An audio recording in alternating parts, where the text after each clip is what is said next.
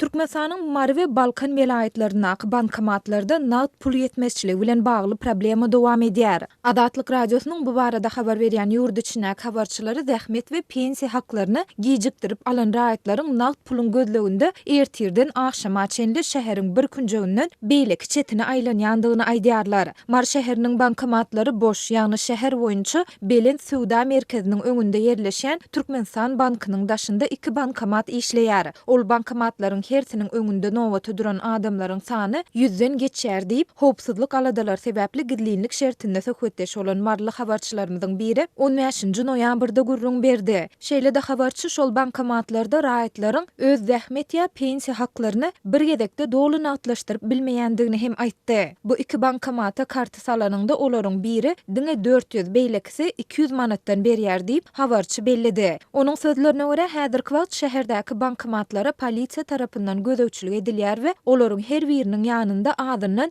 4 polisiýa işgäri durýar. Şun Türkmenistanyň bankynyň arka tarapyndaky bankomatlaryň öňünde duran 4 sany polisiýa işgäri ol ýere baran adamlary ýygyna uğradyp durdy. Olar bankomat işleýän däldir, ertirgeliň diýerler. Adamlar kartlaryny bankomatlara salyp göräýel diýse-de olara ruhsat bermeýärler. Olar bankomatlaryň öňüne gelmäň, barın gidin ertirgeliň diýip durlar diýip habarçy bellidi. Aýdylmagyna görä bu polisiýa işgärleriniň näme sebäpden bankomatlara garawulluk edýändigi barada resmi düşündiriş ýok. Ýöne olar nowatlaryň suraty düşürilmezligi üçin adamlary ýydarlaýana çalym edýär. Bankomatyň töwereginde bir adam telefonunda gürleşip başlasa polisiýa işgärleriniň ünsü şol adamda bolýar diýip habarçy aýtdy. Azatlyk Radiosynyň Balkandaky habarçylarynyň biri şuňa meňdeş ýagdaýlaryň bu welaýatda da gaýtalanýandygyny habar berýär. Zähmet we pensiýa haklary gijikdirilip berildi. Halkbank, Türkmenistanyň we Senat banklarynyň bankomatlaryň ählisi boş. Olarda nagt pul ýok. Adamlar näme etjegini bilmeýär. Bankomatlara pul gelse olaryň öňünde destine nowatlar emele gelýär. Ýöne gelen pul nowatdaky adamlaryň ählisine ýetmeýär diýip Balkanly habarçy 15-nji noýabrda gurrun berdi. Türkmenistanyň bankomatlarynda nagt pul ýetmezçiligi bilen bagly kynçylyklar indi 2 ýyldan gowrak wagt bäri dowam edýär.